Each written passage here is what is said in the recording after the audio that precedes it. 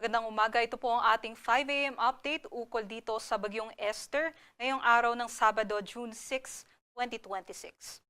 Muling namataan ang sentro nitong Bagyong Esther sa karagatan silangan ng Taiwan at ito nga po'y nasa layong 350 kilometers north-northeast ng Itbayat, Batanes, tropical depression category pa rin at may taglay na hangin malapit sa sentro ng pag-ulan dito po sa may northern and central Luzon. So asahan pa rin po natin yung panakanakang pag-ulan dito sa may Ilocos region, sa may Abra, Benguet, maging sa may Zambales at Bataan ngayong araw.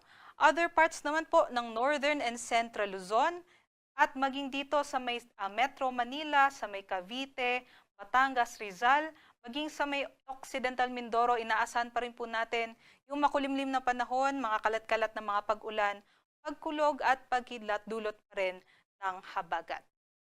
Ayon naman po sa ating latest forecast track and intensity, inaasahan po natin itong si Bagyong Esther ay lalabas na ng ating Philippine Area of Responsibility ngayong araw at patuloy pong kikilos pa northeastward patungo dito sa may southern Japan or sa may East China Sea at sa ngayon nga po ay nakikita natin habang binabaybay nito ang East China Sea ay tropical depression category pa rin po ito. Ngunit after 24 hours, inaasahan po natin na masihina pa ito at magiging low pressure area na lamang pagsapit po ng araw ng Sunday or bukas po dito sa may southern Japan area. Sa ngayon nga po ay wala na po tayong wind signals na nakataas sa anumang bahagi ng ating bansa. Ngunit meron pa rin po tayong pabugso-bugsong hangin dulot nitong habagat ngayong araw sa Ilocos Region, Cordillera Administrative Region, maging sa Cagayan Valley. At bukas naman po, inaasahan pa rin po natin yung mga strong to gale force gust naman sa may Batanes at sa may Babuyan Islands.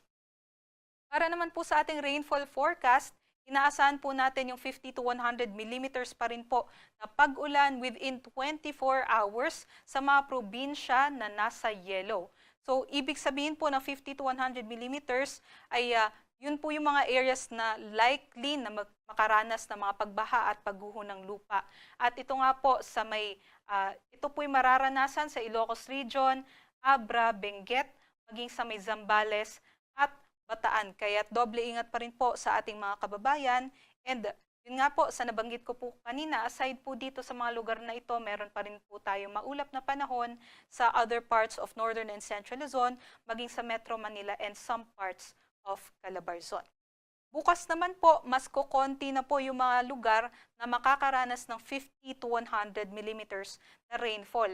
Dahil po yan ay mas hihina po yung epekto ng habagat sa ating bansa at dito na lamang po sa may Ilocos Region at Zambales mararanasan yung 50 to 100 millimeters na rainfall. Ngunit meron pa rin po tayong maulap na panahon sa Metro Manila, some parts din po ng Cordillera Administrative Region, Cagayan Valley, and dito rin po sa may parts ng Central Luzon, Cavite, and sa may Batangas. At marami pong nagtatanong dahil pasukan na nga ngayong Lunes, ano nga ba ang magiging forecast or pagtaya ng ating panahon?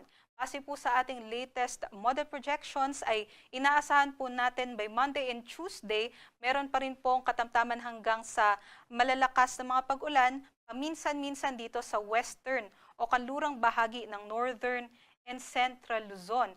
Ngunit umihina na nga po yung epekto nitong habagat so hindi na po siya ganun kalalakas kumpara po ng mga nakaraang araw. At by Wednesday naman po, inaasahan po natin, mag-i-improve naman po yung ating weather conditions dahil nga po humihina yung habagat, ngunit mataas po yung tsansa ng mga thunderstorm activities. Kaya't always po i-check ang ating website, panahon.gov.ph para updated po tayo dun sa mga thunderstorm advisories and rainfall warnings na pinapalabas ng ating Regional Services Divisions.